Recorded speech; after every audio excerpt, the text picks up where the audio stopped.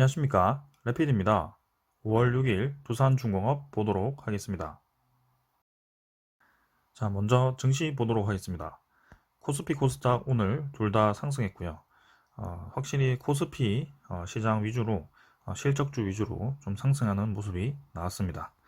자, 오늘은 외국인이 1000억을 팔았고요. 기관은 2000억 정도 매수.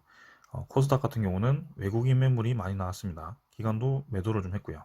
그래서 최근에 공매도 재개 이후에 코스닥이 상당히 이 바이오주 그리고 진단키트주 관련주 위주로 공매도 공격을 많이 당하는 모습이었고요. 오늘 지수는 좀 크게 내리지 않았지만 투자자 입장에서는 외국인과 기관이 모두 크게 매도를 하면서 별로 좋지 않게 흘러가고 있습니다. 자, 그 다음에 코스피 같은 경우도 좋지 않게 흘러가다가 반등을 강하게 해버렸고요. 21선을 꺾이지 않은 채로 다시 한번 돌파를 준비하는 모습입니다. 자, 움직임이 좋습니다, 지금. 그래서 기간이 이렇게 이틀 연속 매수한 것이 굉장히 오랜만인 것 같고요.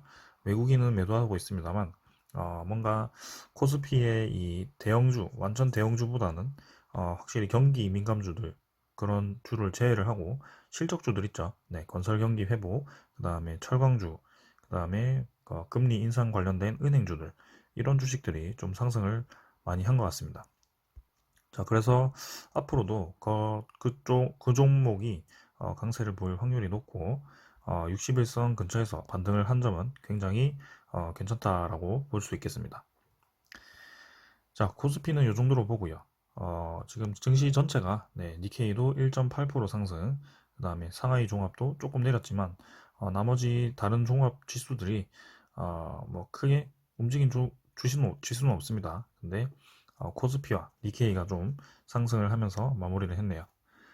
그 다음에 지수 선물은 지금 다우존스나 나스닥 100도 오르고 있고요. 독일이나 뭐 유럽은 거의 보합 정도로 진행이 되고 있습니다.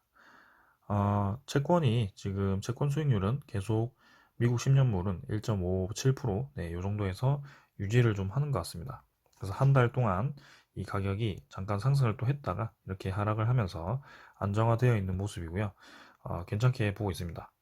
자, 그 다음에는 암호화폐는 뭐 58,000달러, 네, 거의 그 정도 가격에 유지를 하고 있고요.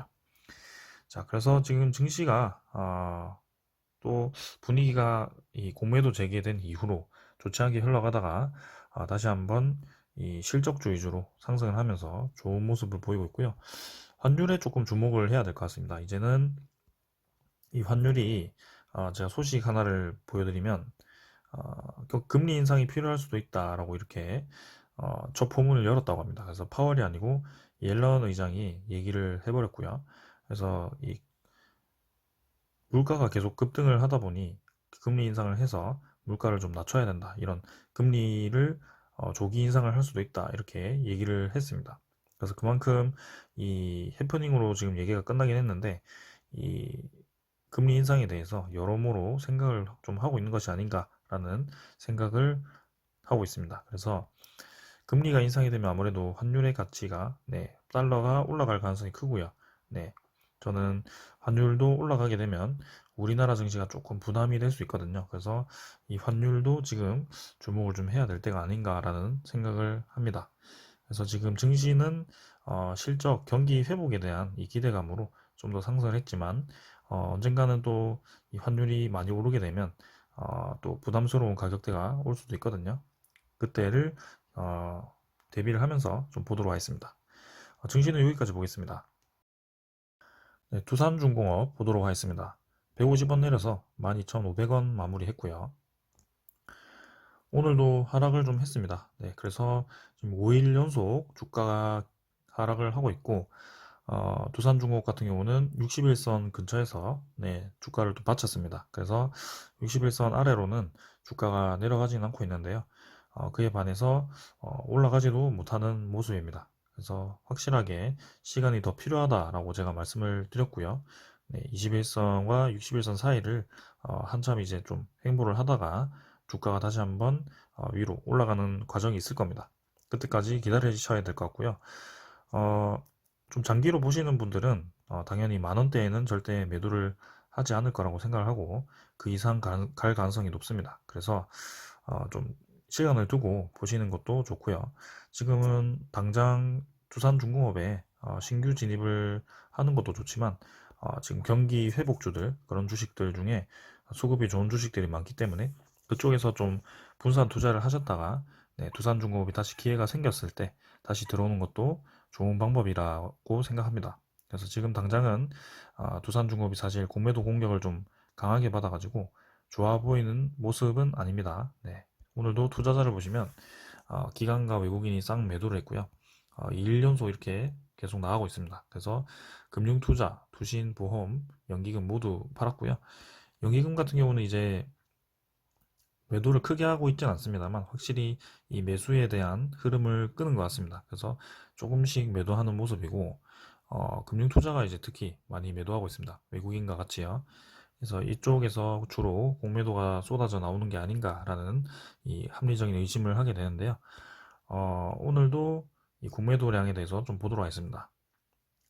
자, 두산중공업은 오늘 신용 공매도를 보시면 62만 2천 주가 나왔고요. 공매도 평균가가 네, 12,566원이죠. 네, 그래서 어제보다 좀 높은 가격이었고 공매도 비율이 계속 증가를 하고 있습니다. 그래서 거래량은 줄어들었으나 공매도량은 좀 줄긴 했어도 그래도 거래량에 비해서 많은 거래량이 이 공매도 비율이다. 네, 그래서 확실히 지금 두산중공업을 공격을 하고 있는 모습이고요. 오늘 투자자 거래원을 보시면 여기서 범인이 있습니다. 네, 여기죠. 네, 요런 이 창고로 네, 쏟아지는 것이 아닌가라는 의심을 할 수밖에 없고요. 미래대우도 약간 좀 많이 매도가 나는데 일단은 제피모가는 거의 확실한 것 같습니다. 그래서 이쪽에서 공매도가 쏟아져 나왔기 때문에 당분간은 이 공매도 상한이 진행이 되지 않으면 주가는 올라가기 힘들다라고 말씀을 드렸습니다. 자, 그래서 오늘 공매도 잔고 확인해 보도록 하겠습니다. 두산중공업 공매도 잔고 보겠습니다. 자, 오늘은 네, 드디어 이제 공매도 시작일에 그 잔고가 나왔고요.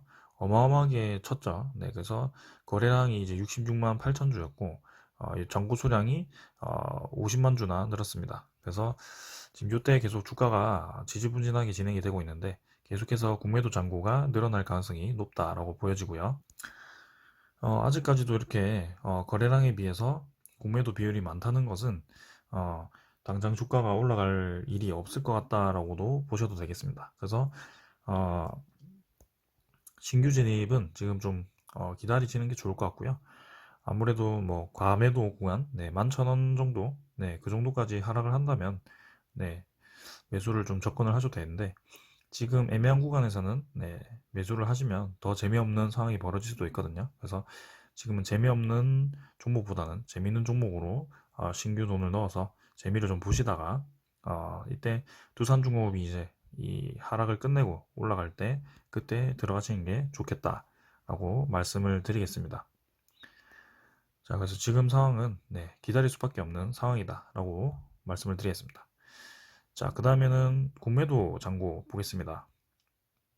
2,300만 주고요. 대차 잔고, 공매도 잔고가 아니죠. 대차 잔고가 2,300만 주고, 자, 대차 잔고가 많이 늘었습니다. 지금 공매도를 치다 보니까, 네, 상환되지 않은 물량 때문에 대차 잔고도 좀 늘어난 것 같고요. 그 다음에 지금 외국인 매도량도 뭐 거의 70만 주 가까이 되고 있기 때문에 8.7% 유지를 하고 있습니다. 자, 그래서 두산중공업이 지금 공매도 공격을 왜 이렇게 열심히 받는지는 네, 모르겠습니다. 실적도 흑자 전환이 되었고, 지금 흡수합병 이슈가 있어서 괜찮다고 좀 생각을 했는데, 생각보다 네, 공격을 좀 강하게 받고 있는 모습, 아쉽게 진행이 되고 있습니다. 그래서 지금 당장은 네, 공매도로부터 빨리 벗어나길 기다려야 될 것 같고요. 어, 두산인프라코아가 이제 흡수합병이 되었을 때, 인적 분할되고 흡수합병이 되었을 때, 그때 이제 주가가 움직일 것인지 사실은 전 7월 이후에 네, 그 신주 상장이 되었을 때 거기에 대한 차익 실현 물량이 좀 나오면서 그때부터 좀 조정을 받을 거라고 예상을 했는데 지금은 생각보다 빠르게 이제 네, 공매도에 의해서 주가가 하락이 나왔기 때문에 오히려 그 이후에 주가가 상승할 수도 있겠다라는 생각을 좀 해보기도 합니다. 일단은 그거는 직접 보아야 될 것 같고요. 네, 계속 한번 보도록 합시다. 주가가 어떻게 흘러가는지요. 네, 그래서 오늘 소식 하나 보고 마치도록 하겠습니다. 두산중공업 폐플라스틱으로 수소를 만든다고 하고요. 오늘 이제 좋은 뉴스가 또 나왔습니다. 그래서 연속식 열분의 리보테크와 MOU를 체결을 했다고 하고 수소 계질기를 개발해서 설치 운영 예정이라고 합니다. 그래서 폐플라스틱 폐비닐을 리보테크의 연속식 열분해를 통해서 열분해를 하고 그 다음에 가스 생산을 하게 되면 그 가스를 수소 계절기를 통해서 수소로 바꿔서 치환을 해서 이렇게 만든다는 겁니다. 자, 그래서 수소로는 이제 수소 터빈을 동작을 하거나 아니면 연료전지 발전을 하게 된다고 합니다. 자, 그래서 이렇게 수소를 직접 만들고 수소를 이용해서 전력을 생산하고 그 전력 생산한 걸로 또 수소를 만들고 이런 식으로 회전이 가능한 이 완전 산업 클러스터를 만들기 때문에 두산 그룹이 수소에 지금 야심차게 큰 그림을 그리고 있다라고 보여지고요. 지금 당장은 주가가 좀 이렇지만 분명히 관심, 조명을 좀 받을 때가 올 것 같습니다. 그래서 공매도로부터 좀 벗어나서 두산인프라코아가 확실히 매각이 되고 그 이후에 하반기에서 본격적으로 좀 수소 산업과 그 다음에 풍력 발전기, 그 다음에 원자력 수주 여기에 대해서 좀 초점을 맞추고 지켜보시면 되겠습니다. 자, 일단 연기금도 상당히 한 3, 400만 주 매수를 하고 또 가만히 있거든요. 매도를 하는 것이 아니고 지켜보고 있기 때문에 언제든지 다시 한번 매수가 추가로 들어올 수도 있고요. 저는 괜찮게 보고 있습니다. 자, 그래서 이 플라스틱도 굉장히 의의가 큰 게, 수소를 만들 수 있는 연료가 지금 우리나라 현대 사회에서 이 환경오염으로 이 처리하기가 힘든 폐플라스틱이죠. 폐플라스틱을 통해서 이제 이 수소를 생산한다고 하니까 더할 나위 없이 좋은 이 기술이다. 그래서 두산중공업은 앞으로도 이 정책의 방향과 일치하기 때문에 점점 더 이 정부의 지원도 많이 받을 것 같고요. 거기에 따라 전 세계적으로 이 플랜트를 기술을 인정받아서 해외 수주도 좀 많이 하지 않을까라는 생각을 해봅니다. 그래서 수소 에카 플랜트를 건설해서 직접 만들기도 하고 이렇게 풍력 발전을 연계해서 그린 수소를 만들기도 하고 폐 비닐을 통해서 이렇게 만든다고 하니까 수소를 만들 수 있는 이 발전 플랜트가 여러 가지가 되게 됩니다. 자, 그래서 저는 두산중공업은 앞으로도 계속 이렇게 좋은 소스를 가지고 진행이 될 거지만 지금 당장은 주가가 크게 움직이지 않는다는 점, 요거는 이제 시간이 해결을 해줄 거다라고 말씀을 드리겠습니다. 그래서 전체적으로 쭉 보았을 때는요, 큰 이 박스권에 좀 갇혀 있는 모습입니다. 그래서 이렇게 횡보를 좀 오래오래 하다가 결국에는 이 17,700원 벽을 뚫고 나가는 그런 과정이 있을 건데요. 뭐 제가 항상 말씀드리는 거지만 대표적인 종목이 이 삼성전자입니다. 이 뭐 반도체 종목이라 제가 말씀드리긴 좀 어렵지만 결국에는 오랜 박스권을 기다가 뻗어 나갔을 때의 움직임 그런 걸 이제 좀 보셔야 되거든요. 그래서 요런 라인을 좀 벗어났을 때 이렇게 크게 치고 나가는 그런 라인. 그 다음에 요때도 마찬가지입니다. 요때도 오랫동안 갇혀있는 모습을 이겨냈을 때 그때 이렇게 뻗어나가거든요. 지금도 마찬가지입니다. 지금도 한 번 더 박스권에 갇혀있는 모습이고요. 그게 이제 하방으로 나올 수도 있고 위로 나올 수도 있는데요. 삼성전자의 앞으로의 뭐 그런 가치를 생각한다면 올라갈 수밖에 없는 상황이고 두산중공업도 마찬가지입니다. 지금 한참 이제 기어가는 모습인데 그 기어가는 이 전체적인 흐름이 결국에는 위로 상방으로 향할 것이다 라고 생각을 하고 있습니다. 그래서 여러분들이 뭐 이렇게 저점으로 올 때마다 모아 가셔도 되고요. 아니면 이런 파동을 이용해서 매매를 하셔도 되고요. 단기적으로. 아니면 두산중공업은 좀 놔두고 일부 비중을 놔두고 다른 종목에서 이득을 보다가 내려올 때마다 들어가셔도 되고요. 여러 가지 방법이 있습니다. 그래서 정답은 없고요. 이 공매도를 공격을 받았을 때 너무 상심이 크시면 이런 종목 투자하기가 힘들거든요. 일일비 하시면 안 됩니다. 그래서 그렇게 막 등락이 큰 것을 원하신다면 바이오 종목으로 가시는 게 맞고 거기에 대해서는 하이 리스크 하이 리턴이라는 그런 이 인식을 좀 하셔야 될 것 같고요. 요런 종목 같은 경우는 단단히 이제 다지고 이렇게 공격을 받긴 했습니다만 결국에는 또 요런 자리 다지고 나서 네, 서서히 올라갈 거거든요. 그래서 박스권의 고점은 무조건 네, 올라가게 되어 있습니다. 지금 두산중공업이 앞으로 비전이 더 좋기 때문에 이전과 어, 비교할 수 없이 이제 좋아질 거기 때문에 이때 갔던 자리는 분명히 다시 한번 갈 거고요. 그때 다시 한번 떨어지느냐 아니면 올라가느냐 거기서 결정을 좀 하면 되겠습니다. 자, 지금은 전혀 걱정할 단계가 아니다. 이렇게 말씀드리면서 마치도록 하겠습니다. 감사합니다.